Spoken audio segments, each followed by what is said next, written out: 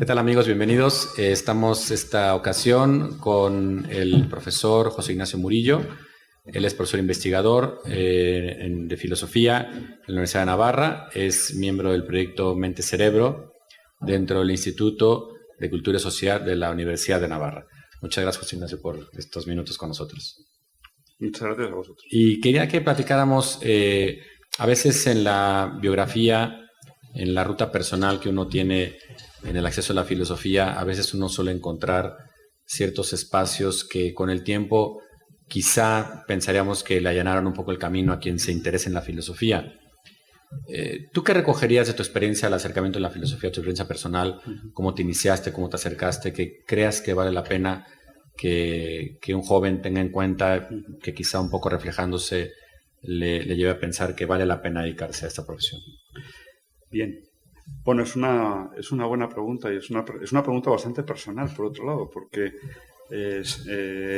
supongo que cada uno tiene su propio itinerario, Sí. y no es fácil universalizar.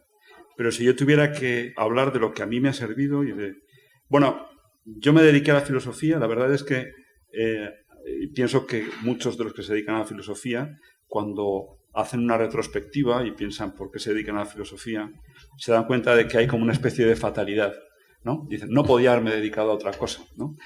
Y pienso que eso ocurre, ¿no? O sea, que en mi caso, bueno, pues descubrí que me gustaba el saber en general y entonces también se me quedaban cortas otras disciplinas porque, bueno, pues eran especializaciones, etcétera, y entonces encontré en la filosofía el ámbito en el que realmente podía buscar la verdad en general, ¿no? Y sin cortapisas y por lo tanto encontré un ámbito de libertad. Pero claro, o sea, ¿cómo se desarrolla eso? Yo debo confesar que gracias, entre otras cosas, a haber encontrado buenos maestros. Una de las, y esto ya es algo que tampoco depende de uno, pero pienso que en la medida de lo posible hay que buscarlos. Es preciso buscar buenos maestros. Porque la filosofía es muy difícil hacerla solo, hay que aprender, ¿no?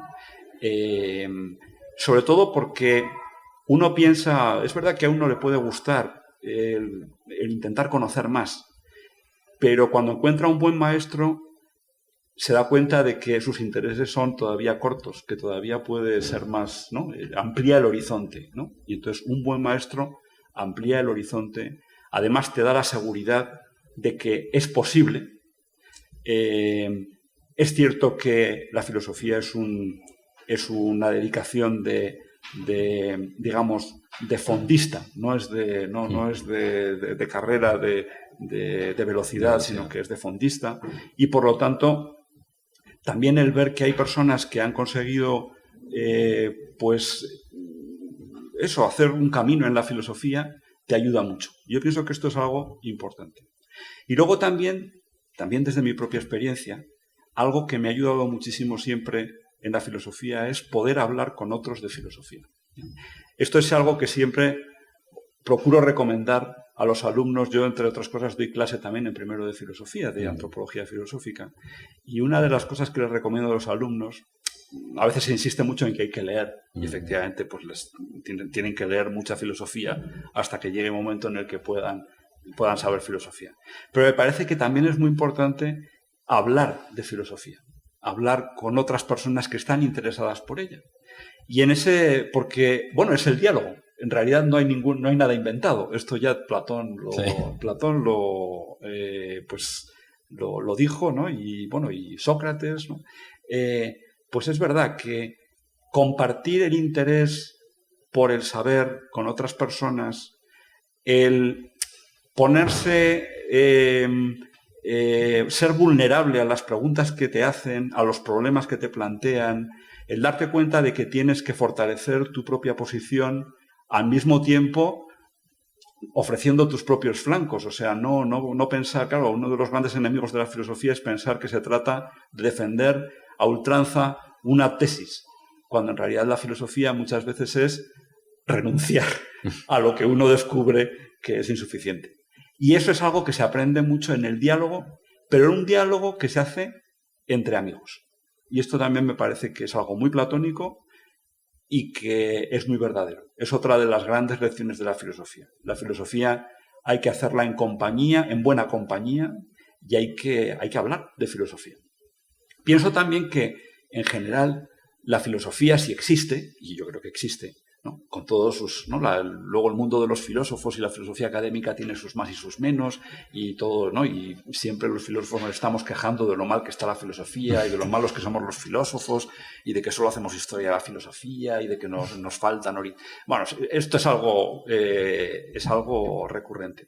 Pero en la medida en que existe el mundo filosófico, yo lo entiendo como una gran conversación entre personas apasionadas por la verdad y que intercambian sus propias posiciones, que se interesan por lo que el otro quiere decir. Eso que es tan importante en el aprendizaje de la filosofía, que es intentar entender lo que el otro quiere decir, no verlo simplemente desde tu propia perspectiva, sino intentar entender lo que él entendió. Y eso lo podemos hacer con los del pasado, afortunadamente, en la medida en que permanecen sus escritos, a veces con grandes dificultades, claro. Mucho mejor con aquellos que tenemos delante y que a veces pues, son personas muy inteligentes y contra las que podemos aprender mucho. Y pienso que esa gran conversación que es la filosofía es algo que también hay que promover en ese camino, ¿no? O sea, no sentirse un pensador individual. Yo pienso que el solipsismo es algo contrario a la esencia de la filosofía. Además, los filósofos desde el principio pues han tendido a crear eso, ¿no? Espacios de comunicación, a discutir ¿no? Intentar interesarse por lo que otros dicen, integrar lo que los otros aportan a su propia visión. Entonces yo pienso que también este es otro de los itinerarios. Y luego, por otro lado, me parece que pues efectivamente la filosofía tiene que dedicar tiempo a pensar. También esa faceta de lo personal, ¿no? Esas conversaciones, esas lecturas, uno tiene que hacer, decir, bueno, yo sobre esto, ¿qué es lo que pienso realmente? No simplemente quedarse, es algo que el filósofo profesional tendemos mucho y tenemos ese peligro, que es tan fascinante el mundo de la filosofía y lo que han dicho otros pensadores y lo que dicen los otros pensadores, que uno se puede quedar en simplemente intentar entender sus posturas, ponerlas en relación unas con otras, hacer hermenéutica filosófica, hacer historia de la filosofía. Pero yo creo que todo eso solamente está al servicio de que uno se pueda plantear, bueno, pero ¿y yo qué sé acerca de la realidad? Claro, es una pregunta muy dura, porque uno muchas veces se da cuenta de que sabe poco. Pero me parece que uno no llega a ser filósofo hasta que no es capaz de mantener esa pregunta. Yo no digo que lo sea, porque a veces me cuesta, ¿no? Me cuesta el decir, bueno, realmente yo soy capaz de decir que sé acerca de, ¿no? Y preguntarme, ¿no? Con sinceridad, ¿qué es lo que sé acerca de esto? Pero si no lo haces, me parece que también tu camino en la filosofía, pues es fácil que se trunque, ¿no? Claro, hay personas que cuando se acercan a proponer un tema de tesis y dicen al posible tutor, quisiera hacer una tesis sobre, no sé, la amistad en Aristóteles, ¿no? Y es muy común que se les suele decir, ¿pero para qué? Es un tema brutalmente trillado, ya hay 500 tesis depositadas en la biblioteca con ese título. Y teníamos un profesor alguna vez que decía, sí, pero ¿eso qué importa? ¿No lo has estudiado tú? ¿De qué sirve que hayan 30 personas que lo han estudiado en 5 años, ¿no? Claro. Si tú no sabes ese tema? Entonces, en ese sentido, creo que vale mucho la pena estas reflexiones que nos dices. Ahora, el tema que estás trabajando actualmente, que es este proyecto de Mente-Cerebro, hoy por hoy, ¿cómo resumirías tú en 2 o 3 puntos las aportaciones que la filosofía puede dar para clarificar un poco el escenario de esta relación tan difícil de establecer entre mente-cerebro, lo que antes se decía alma-cuerpo? Sí. Bueno, yo creo que la filosofía vale por sí misma, en el sentido de que al final el hombre tiene la inquietud de saber, el deseo de saber, y no necesita ninguna justificación el que uno busque la sabiduría. Es más, uno se da cuenta de que la búsqueda de la sabiduría es muy importante y tiene muchas repercusiones en la vida. Ahora, el panorama en el que nosotros nos encontramos es que tenemos una multitud de saber practicado por especialistas distintos dentro de muchas disciplinas y además es un saber que cada vez nos damos más cuenta de lo difícil que resulta manejar. Y yo creo que la filosofía, por lo menos, tiene un papel ahí muy importante, que es el de permitir, o sea, la filosofía no la entiendo simplemente como la actividad que hacen los filósofos para, por ejemplo, integrar todo esto que se dice en las distintas disciplinas. No, yo pienso que la filosofía tiene que hacer un trabajo de convertir en filósofos por lo menos a una buena parte o a un grupo de esos especialistas para que sean capaces, a su vez, de dialogar entre sí y de integrar el saber, ¿no? Entonces, yo pienso que la filosofía es algo que no... Es cierto que pueda haber profesionales de la filosofía, y de hecho los hay. Me parece que eso es algo pues perfectamente legítimo, pero pienso que parte de la legitimidad de esa tarea consiste en que sean, por así decir, como un fermento para que exista esa actitud filosófica de búsqueda del saber, de integración en todas las disciplinas. Entonces, en el caso del problema mente-cerebro, en realidad yo me dediqué a él mi campo de especialidad dentro de la filosofía, dentro de lo que caben las especialidades dentro de la filosofía, porque todo está conectado con todo, pero yo me he dedicado especialmente a la antropología filosófica y me di cuenta en un determinado momento que sin tener en cuenta los conocimientos de la biología y de otras ciencias, pues en particular de las ciencias biológicas, era muy difícil hacer un discurso antropológico, o sea, un estudio filosófico del hombre, que no pareciera despegado de nuestro saber cotidiano, o sea, de lo que nosotros tomamos por verdadero, ¿no? De ese mundo que la ciencia ha configurado.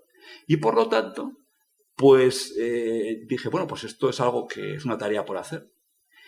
Y bueno, también me di cuenta de que era algo que yo no podía hacer solo, ¿eh? Entonces, bueno, tuve la fortuna de poder tener los medios para pues, crear un grupo interdisciplinar en el que trabajar con biólogos, con psiquiatras, con médicos, con neurocientíficos de distinto tipo, con psicólogos. Y bueno, yo me doy cuenta de que realmente es muy enriquecedor. Y además, lo que piensan los que se han incorporado a este proyecto, pues todos ellos piensan que, claro, son gente que tiene una formación sólida en una disciplina, pero que han aprendido mucho también en el diálogo con otros. ¿Y qué puede aportar la filosofía también a la ciencia? Pues, claro, la filosofía, o sea, en el fondo toda buena ciencia, cuando hace verdadera teoría, está haciendo filosofía. Y cuando los científicos, que realmente son buenos científicos, estudian filosofía, se dan cuenta de que lo que hacen es muy próximo a la filosofía. Y me parece que esa ya es una ayuda, ¿no? En el mundo actual pienso, por ejemplo, en campos como la medicina, ¿no? Que son campos tan extensos y tan diversificados y que al mismo tiempo exigen tanta unidad, porque luego tienes que curar a un ser humano, ¿no? Y de, bueno, pues, o sea, hacer una teoría, ¿no? O sea, intentar entender las cosas requiere un esfuerzo intelectual que es muy próximo a la filosofía. Y la filosofía plantea las preguntas muchas veces que son como los detonantes para hacer verdadera teoría, para resolver los problemas teóricos de cada una de las ciencias.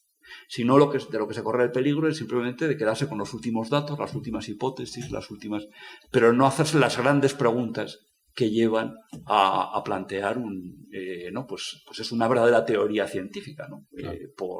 Entonces yo pienso que eso es lo que puede aportar la filosofía, y también esta es mi experiencia, que realmente, pues dentro de lo humilde pues los temas que no podemos dedicarnos a todos los temas,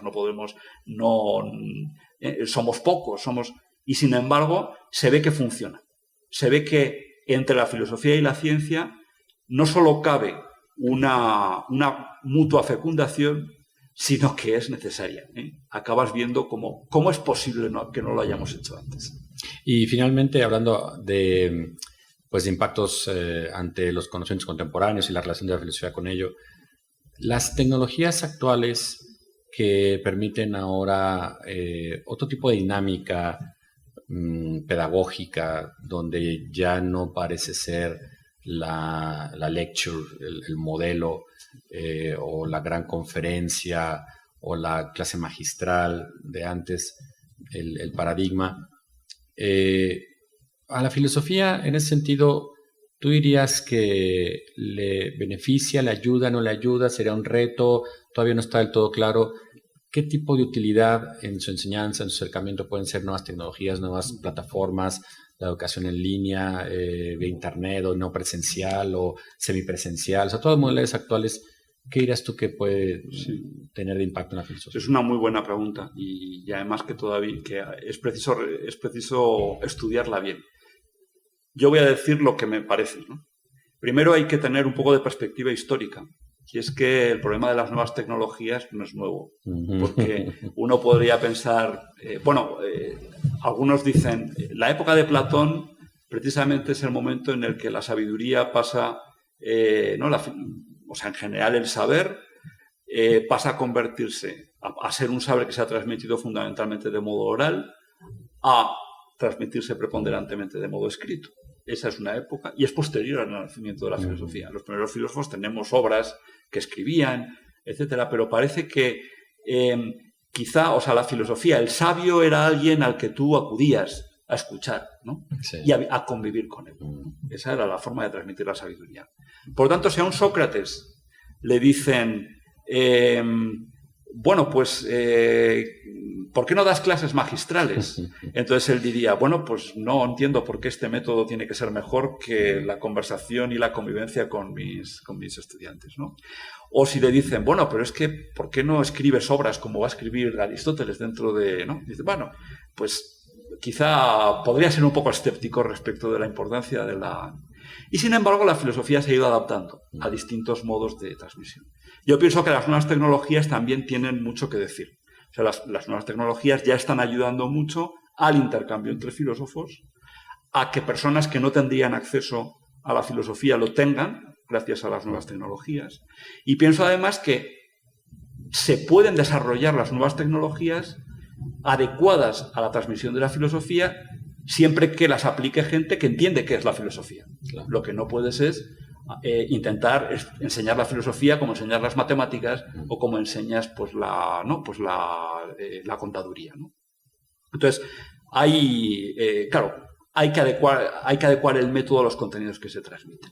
Dicho esto, que me parece que es la verdad, ahora yo soy un romántico de la clase magistral, porque yo he aprendido muchísimo en las clases magistrales y además porque yo lo que he aprendido a hacer en mi vida son clases magistrales, o sea, ya me cuesta mucho adecuarme a otras, ¿no? Pues uno aprende a hacer unas y también la filosofía tiene su parte de, ¿no? Pues como la artesanía, ¿no? Tiene su técnica. Pues uno tiene sus técnicas, ¿no? Y entonces, yo soy bueno en algunas, soy pasable en algunas técnicas y otras, sin embargo, pues probablemente me superen, ¿no? Y me parece que eso también hay que tenerlo en cuenta, ¿no? No todas las personas valen para las mismas, etcétera, ¿no? Pero yo pienso que eso es algo que hay que pensarlo y que es algo en lo que tienen mucho que decir los filósofos mismos, ¿no? No es simplemente una cuestión técnica, sino que es preciso ver cómo buscar nuevos cauces para lo que decía antes, no solamente para la transmisión de la filosofía, sino para facilitar el intercambio y el debate entre los filósofos y para que sea real, para que se forme una verdadera comunidad de personas interesadas en buscar la verdad. Pues, José Ignacio, muchas gracias por estos minutos que nos has regalado aquí en la UPAEP. Gracias por tu presencia y pues muy complacido estar entre nosotros. Muchas gracias a vosotros. Muchas gracias a ustedes por estos minutos y mi nombre es Héctor Velázquez y me despido hasta la próxima.